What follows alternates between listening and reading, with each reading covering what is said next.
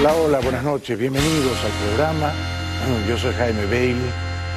Hoy es martes 12 de mayo, estamos saliendo en directo desde Miami para todo el mundo. Gracias por vernos. Bueno, Estados Unidos sobrepasa ya los 81.000 muertos por coronavirus y hoy no ha sido un buen día.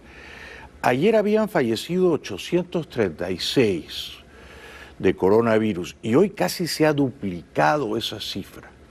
Hoy han muerto 1.584 personas abatidas por el coronavirus. Sin embargo, extrañamente, tanto el presidente como su vicepresidente, en cuanta ocasión pueden, dicen que ellos han hecho un gran trabajo, un trabajo tan bueno que ya parece insuperable. ¿Será verdad?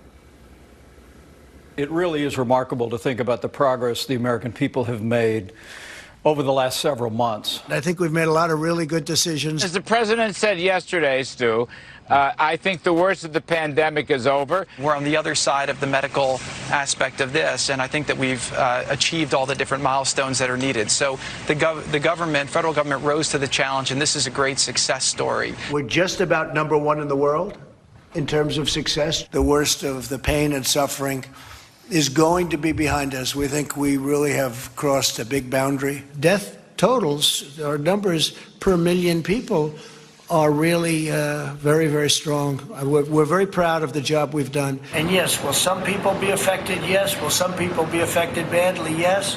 But we have to get our country open, and we have to get it open soon.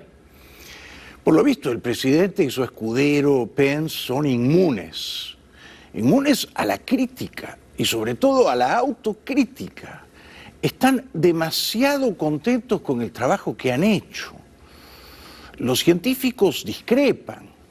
Ellos dicen que si Estados Unidos hubiera comenzado a hacer pruebas de coronavirus en febrero, primera semana, como Corea del Sur, no tendrían 81.000 muertos, sino la mitad, 40.000. Eso dicen los científicos. Pero Trump y Pence dicen que ellos han hecho un trabajo admirable. I hope I can say this to you in a couple of months. I think in a certain way, maybe our best work has been on what we've done with COVID-19. I'm in the coronavirus task force meetings, and they've gotten our country through this. So what we've done has been incredible. We're going to continue to do it. We're going into transition, and I call it transition to greatness. This is a very brilliant enemy, and it happens to be invisible. And I think we're doing really, really well. We have met the moment, and we have prevailed. We've prevailed on testing is what I'm referring to. That was with regard to testing. You never prevail when you have 90,000 people, 100,000 people, when you have 80,000 people as of today, when you have the kind of death you're talking about. Bueno, veremos cómo afecta esto al presidente de cara a las elecciones de noviembre 3, ¿no? Hoy el doctor Anthony Fauci, que es muy querido, se ha vuelto muy popular, consejero del presidente, dio su testimonio ante el Congreso, no se presentó personalmente, pero declaró desde su casa. El senador por Kentucky, Rand Paul, que es un libertario, defendió el modelo sueco, dijo que no tenía sentido prohibir que los niños fueran a la escuela y en cierto modo puso en entredicho o en jaque la autoridad del doctor Fauci. Le dijo, bueno, pero usted no es un sabio infalible. ¿Y por qué los niños no pueden ir a la escuela? Y fue un momento de tensión entre el senador Paul y el doctor Fauci. Much as I respect you, Dr. Fauci, I don't think you're the end all. I don't think you're the one person that gets to make a decision. We can listen to your advice, but there are people on the other side saying there's not going to be a surge and that we can safely open the economy. I have never made myself out to be the end all and only voice in this. I'm a scientist, a physician, and a public health official. I give advice according to the best scientific evidence. There are a number of other people who come into that and give advice that are more related to the things that you spoke about. The second thing is that you use the word we should be humble about what we don't know. I'm very careful and hopefully humble in knowing that I don't know everything about this disease, and that's why I'm very reserved in making broad predictions.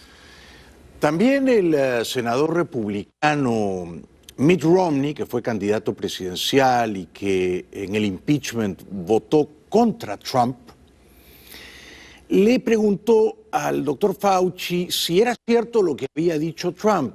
Esto es, que no hay una vacuna contra el coronavirus por culpa de la negligencia o la incuria de su predecesor Obama. Y Fauci esto respondió. Certainly, President Obama nor President Trump are responsible for our not having a vaccine. We moved, as you said, because I described it in my opening statement, rather rapidly. No one has ever gone from knowing what the virus was to a phase 1 trial as fast as we've done. So I don't think that's something that one should say anybody's responsible for doing anything wrong on that. I think that's right. That's the correct way to do it. Fauci dijo también que está sumamente preocupado porque le parece que reabrir tan pronto los negocios para salvar la economía puede provocar un rebrote virulento de la enfermedad. So my word has been, and I've been very consistent in this, that I get concerned if you have a situation where the dynamics of an outbreak in an area are such that you are not seeing that gradual over 14-day decrease that would allow you to go to phase 1. And then if you pass the checkpoints of phase 1, go to phase 2 and phase 3. What I've expressed then and again is my concern that if some areas, cities, states, or what have you, jump over those various checkpoints and prematurely open up without having the capability of being able to respond effectively and efficiently. Fauci entonces, y esto produjo el desplome de la bolsa, no parecía en modo alguno optimista respecto del futuro cercano. My concern is that we will start to see little spikes that might turn into outbreaks. So therefore, I have been being very clear in my message to try to the best extent possible to go by the guidelines which have been very well thought out and very well delineated.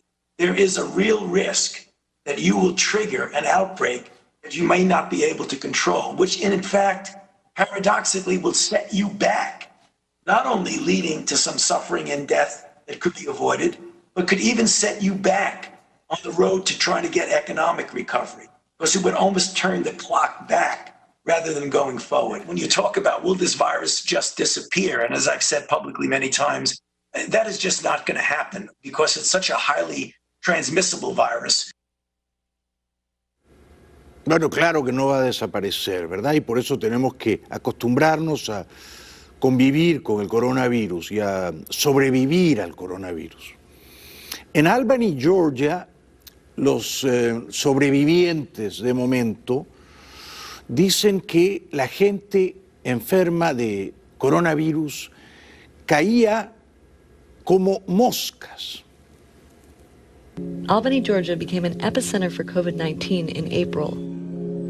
Hundreds of cases were traced to 2 funeral services and led to one of the highest death rates in the country. It was like a tornado that nobody prepared for.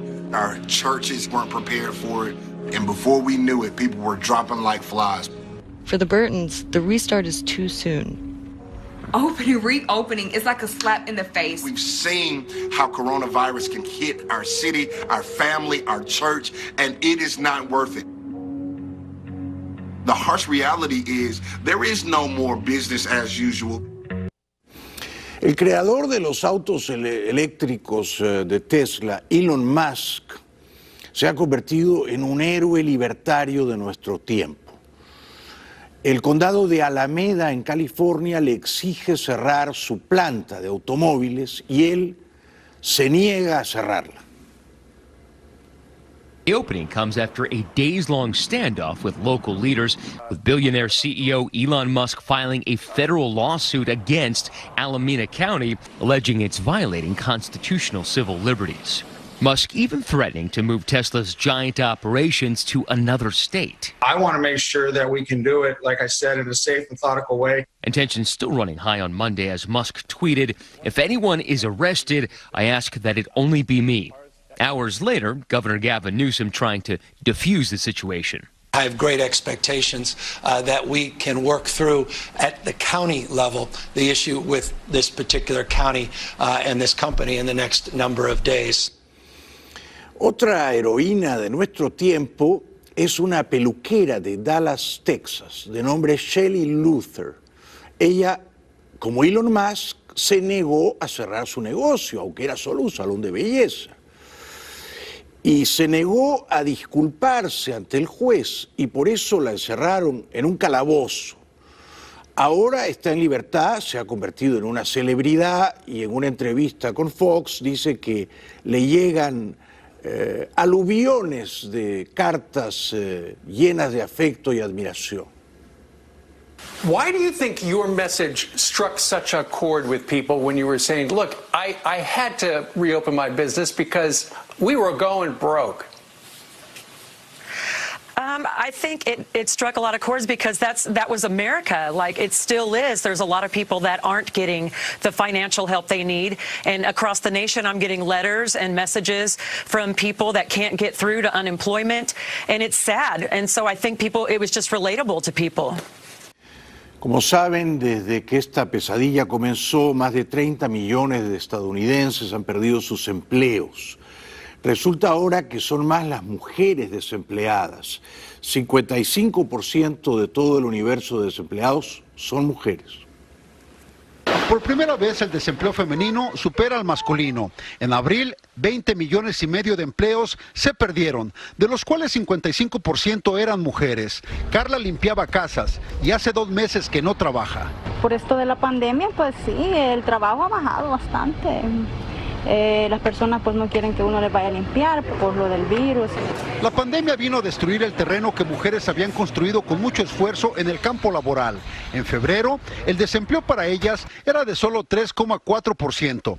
Pero con el cierre de negocios, en abril brincó a más de 16% comparado con el 13,5% para los hombres. Bueno, el negocio de la aviación comercial en los Estados Unidos ha caído más de 80%. Y se calcula que no se habrá recuperado ni siquiera a la mitad hacia fin de año. Con una operación mínima que se redujo alrededor de un 80%, la industria de la aviación comercial enfrenta un panorama devastador. Un momento que el presidente del fabricante de aviones Boeing calificó como apocalíptico. Con una recuperación que será determinada por la confianza de los viajeros, algo que, de acuerdo con David Calhoun, tomará su tiempo. La gente volverá cuando le demostremos que es seguro viajar en avión. Pero creo que tomará de 3 a 5 años volver al nivel de actividad que registrábamos en 2019, dijo el ejecutivo en exclusiva para nuestra cadena hermana NBC. Hoy Brasil ha superado a Alemania en casos de contagio. 177.000 tiene ya Brasil, puesto 7 en todo el mundo, y en fallecidos, 12.400 tiene ya Brasil contra 7.700 de Alemania. El presidente brasileño Bolsonaro se olvida de ponerse la mascarilla, luego lo recuerda y se la pone con cierta dificultad.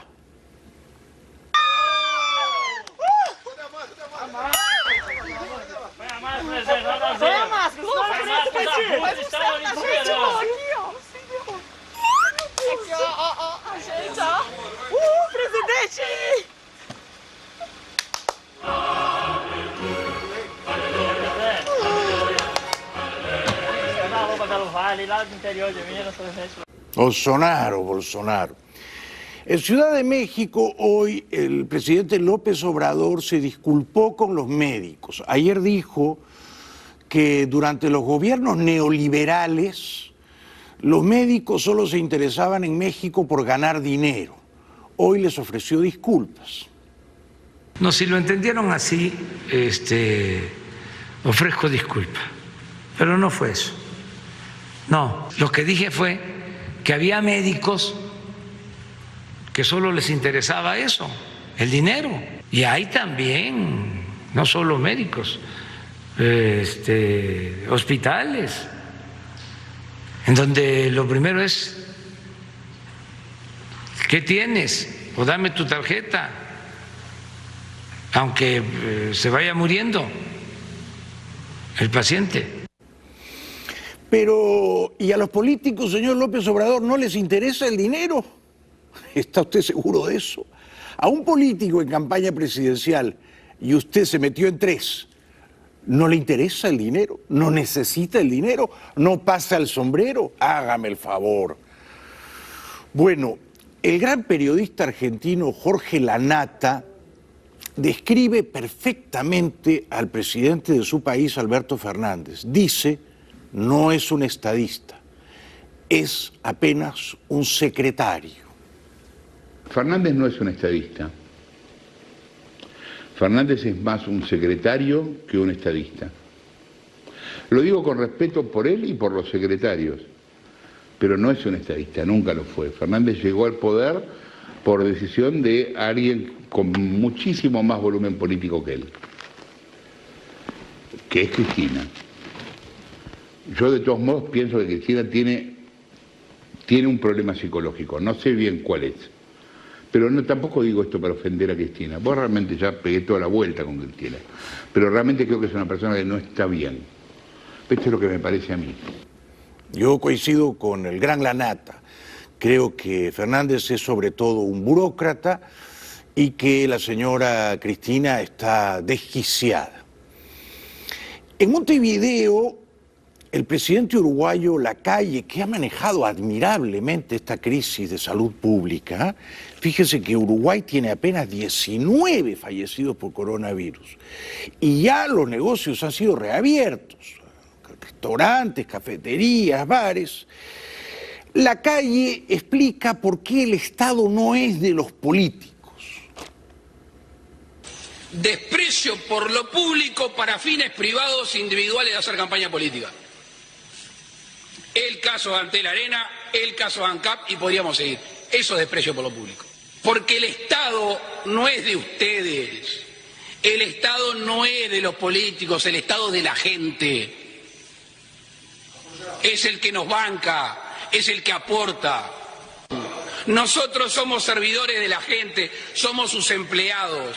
Hay que ser transparente, hay que darle información. Eso es el desprecio por lo público. Eso es el desprecio por lo público. Muy bien dicho, suscribo cada palabra. Y entonces Lacalle entiende, porque es un hombre lúcido, moderno, que el Estado no crea la riqueza, el Estado la redistribuye. ¿Quién crea entonces la riqueza? Los empresarios, los innovadores, los soñadores, que se atreven a pensar en un mundo mejor, y menciona a Amazon, por ejemplo.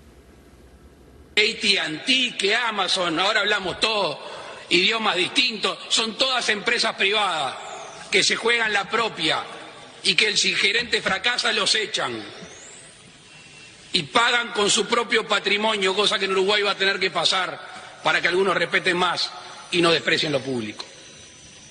Por eso estamos acá. Muy bien dicho. Y por último, Lacalle, presidente uruguayo, joven, amante del mar, corredor de olas.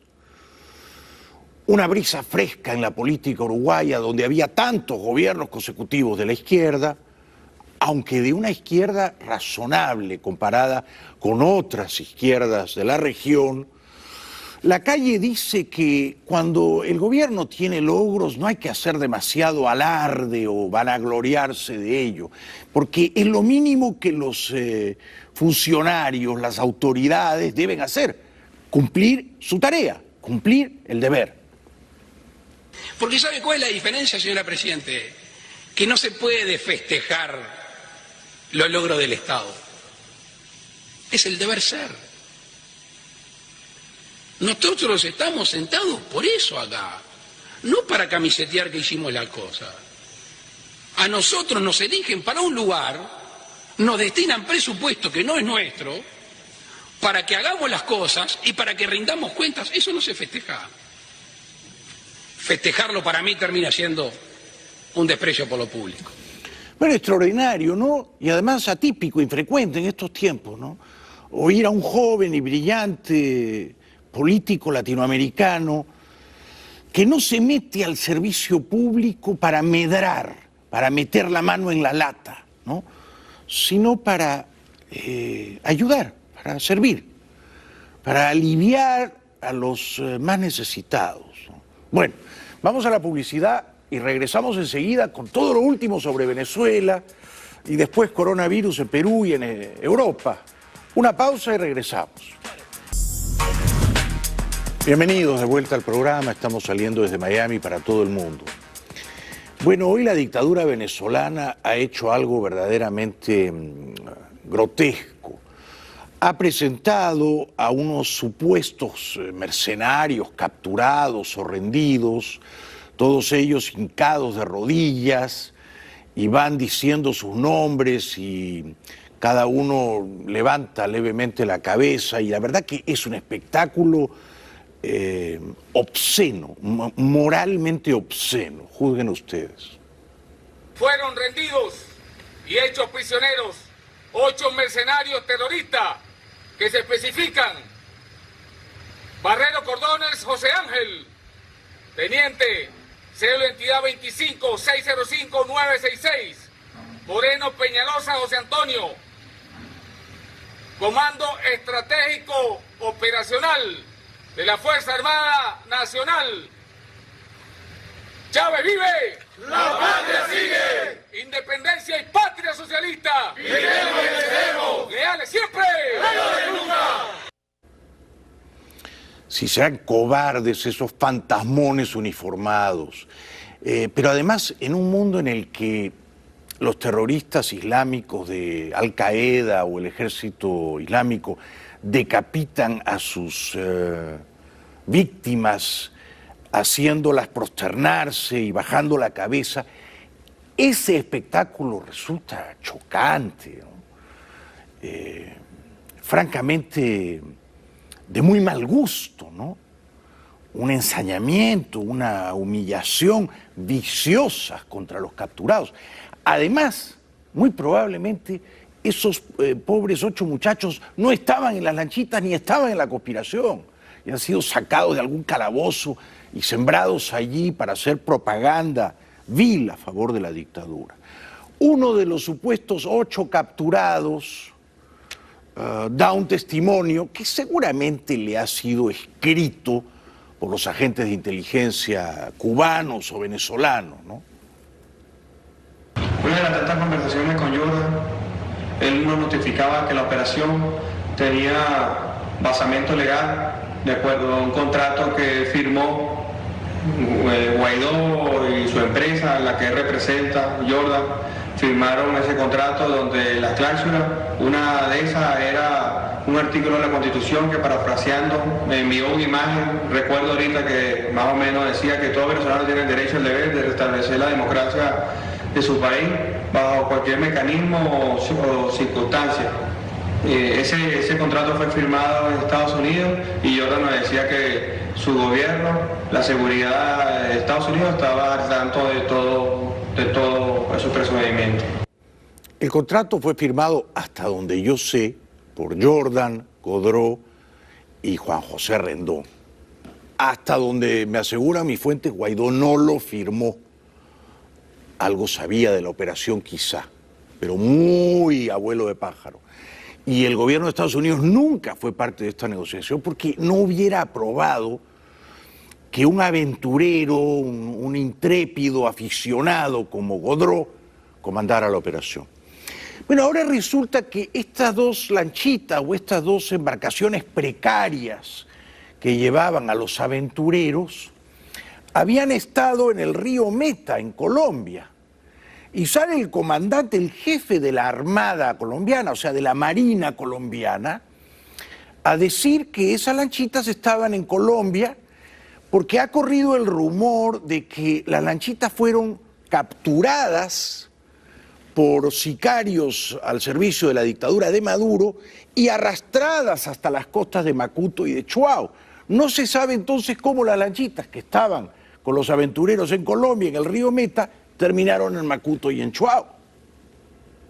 Atentos a la respuesta aquí de la Marina venezolana, con quienes desde el principio se estableció comunicación informándoles cuál era la situación y que necesitábamos, por supuesto, el apoyo y el compromiso para la búsqueda y posteriormente la entrega de estos botes, a los que en todo momento mostraron toda la mejor actitud, toda la mejor disposición. A ver, ¿quién entiende a este uniformado? Es el jefe de la Armada colombiana y dice que él estaba en comunicación con sus pares de la Armada venezolana, que se portaron muy bien, que eran muy amables, que intercambiaban información. Entonces da la impresión, ojalá yo esté equivocado, pero eso es lo que me habían dicho mis fuentes. Recuerden, el primer día yo dije que la dictadura de Maduro se enteró de que estaban entrenando en campamentos colombianos estos mercenarios improvisados por una delación desde Colombia, y que la policía colombiana, cumpliendo órdenes del gobierno, detuvo a un camión lleno de armas de estos mercenarios improvisados por valor de $150.000 y decomisó las armas. Ahora sale el jefe de la Armada colombiana a decir que él estaba en pleno contacto y cooperación con la Armada venezolana. Entonces da la impresión de que la Armada colombiana ha colaborado con uniformados de la Marina venezolana para capturar a estos improvisados. Da esa impresión. Vamos a Guaidó, porque luego sale el presidente Guaidó y dice que la operación fue infiltrada desde el exterior, quizá en Colombia, quizá aquí en la Florida, por agentes al servicio de Maduro. No podría extrañarnos, por supuesto, pero hubo una delación por parte de policías o militares colombianos y la Armada colombiana colaboró con la venezolana para capturar a los dos botecitos en el río Meta. Son preguntas que merecen una respuesta.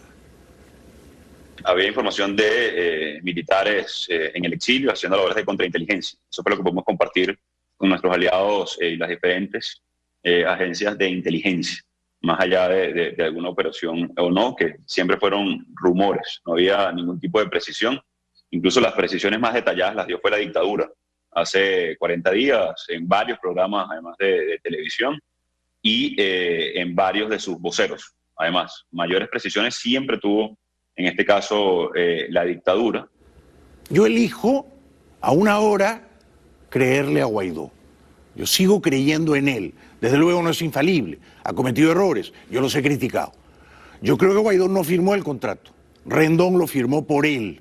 Guaidó sabía, sí, se equivocaron al confiar en Godró. Ahora Guaidó dice algo que me sorprende. Dice que el contrato, que originalmente era por $200 y pico millones, fue pagado en parte por agentes encubiertos, topos infiltrados de la dictadura venezolana, que le habrían dado dinero a Godró, pero ya desde el comienzo infiltrando toda la operación. Con respecto al tema del financiamiento, ayer hice referencia con respecto a esto, que no solamente fue infiltrada, manipulada, sino también financiada por parte de la dictadura. Hemos reunido toda la información, toda la evidencia, para eso tramitarlo en justicia internacional. Tiene implicaciones muy graves al haber masacrado personas, impulsado, financiado este tipo de acciones. No me gustaría adelantar aún nombres, precisamente por el curso de la investigación. Bien, vamos a la publicidad y regresamos enseguida. Bueno, Rusia está ya, después de Estados Unidos, en el segundo lugar con más casos de coronavirus a escala mundial, superando a España, Gran Bretaña e Italia. Brasil está en el puesto 7, ha superado a Alemania. Perú está en el puesto 14 de todos los países del mundo. A día de hoy registra un poquito más de 72.000 casos de coronavirus. De ayer a hoy hay 3.200 y pico de nuevos casos. Muertos por coronavirus en el Perú, lamentablemente 2.057. De ayer a hoy, 96 muertos más. Registrado hasta el momento 72.059 casos positivos, 6.648 hospitalizados, 797 en una unidad de cuidados intensivos. La cifra de fallecidos, 2.057. Los pacientes que habían sido dados de alta, 23.324. 2.057 fallecidos es la estadística oficial. Ahora, en un largo reportaje publicado hoy en el New York Times, se afirma que las 3 peores ciudades por coronavirus en América Latina son Manaos, Lima y Guayaquil. Y se afirma que, y voy a leer textualmente, el gobierno peruano estaría ocultando el número de muertos por coronavirus. Dice el New York Times hoy, en total, Lima tuvo 6.200 muertos en el mes de abril. Es decir, más del doble que su promedio histórico en ese mismo periodo de tiempo, más del doble. Y casi igualando el número de muertos de París en el peor mes de la pandemia. Esto quiere decir que de los 6.200 muertos que hubo en Lima el pasado mes de abril, fácilmente 3.000 murieron por coronavirus, pero fueron adjudicados a otras enfermedades o males colaterales. Si hay por lo menos 3.000 muertos de coronavirus no reportados oficialmente, como sugiere el New York Times en el Perú, la cifra subiría de 2.000 a 5.000. Esto no lo digo yo, lo dice el New York Times. La televisión internacional informa de que la policía peruana intervino en los mercados más congestionados de Lima. Perú inició una campaña masiva de pruebas rápidas de COVID-19 en mercados de alimentos. Las autoridades sanitarias emprendieron la acción desde el lunes con el apoyo de la policía y las Fuerzas Armadas, después de que estas zonas comerciales se volvieran los principales focos de propagación del virus. Si el muestreo resulta que tiene más del 30% de los comerciantes dan COVID positivo, vamos a proceder con el cierre inmediato de este mercado. Bueno, alrededor de 1.500 personas fueron sometidas a pruebas en ese mercado y una señora, por supuesto, protestaba porque decía, si damos positivo nos decomisan toda nuestra mercadería, lo que constituye a mis ojos un abuso. Unos 1.500 comerciantes de Ciudad de Dios, un mercado de alimentos frescos del sur de Lima, se realizaron la prueba del nuevo coronavirus. Y nos han sorprendido. Y tenemos mercadería en el mercado guardado. Ahora, ¿eso cómo vamos a hacer? Si es que van a cerrar. Vamos a perder. Si toman decisiones así, ¿cómo cree que la cadena productiva se va a mantener? No se va a llegar a mantener. Esto lo toman ligeramente. Estoy de acuerdo con él y con la señora. Y estoy con los trabajadores que arriesgan su salud para ganar el pan del día y para sostener a sus familias. Bueno, numerosos médicos en la población amazónica de Iquitos estaban infectados y han sido trasladados a la capital. Mientras que unos 150 médicos de Iquitos tuvieron que ser trasladados hasta la ciudad de El Callao para recibir tratamiento porque resultaron contagiados con COVID-19. 3 de ellos en Iquitos no tuvieron suerte y perdieron la vida, que en paz descansen. Fueron despedidos entre palmas y lágrimas. Lucharon toda su vida por salvar vidas ajenas, pero lastimosamente no pudieron salvar la de ellos. De esta manera dieron el último adiós amigos y familiares de los médicos que fallecieron a causa del COVID-19 en Iquitos. Se trata de los médicos gineco-obstetras Nicolás Hernández, exdirector del Hospital Iquitos, Eder Aguilar y el bachiller Eduardo Ferreira. Estos especialistas de la salud llevaron varios días internados en el Hospital Regional de Loreto, desde donde pedían ayuda para ser trasladados a Lima para que reciban una mejor atención. Sin embargo, mientras esperaban desesperadamente esa ayuda, lastimosamente fallecieron durante la madrugada. El gobierno de Lima debió actuar con más celeridad, debió auxiliarlos a tiempo. El domingo, celebrando el Día de la Madre, bueno, había alguna gente que naturalmente necesitaba invocar la alegría, el ánimo festivo, pero la policía intervenía en esas celebraciones y se creaban, a mi juicio, innecesarias escenas de violencia y escaramuzas y tensión. celebraban a su antojo el Día de la Madre sin importarles estar en pleno estado de emergencia.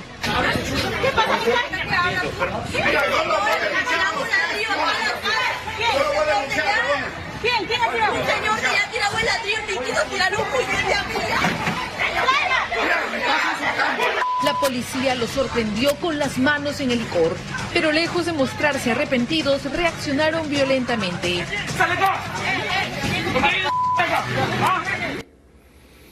Sospecho que esa no es la manera inteligente de adaptarnos todos al coronavirus, ¿no?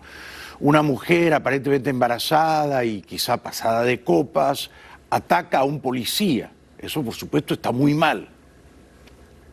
A esta mujer no le importaba estar embarazada para arremeter por la espalda contra un agente.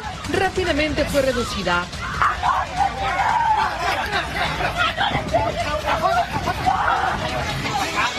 Bueno, ahí como vemos, la están llevando las señoras del bar.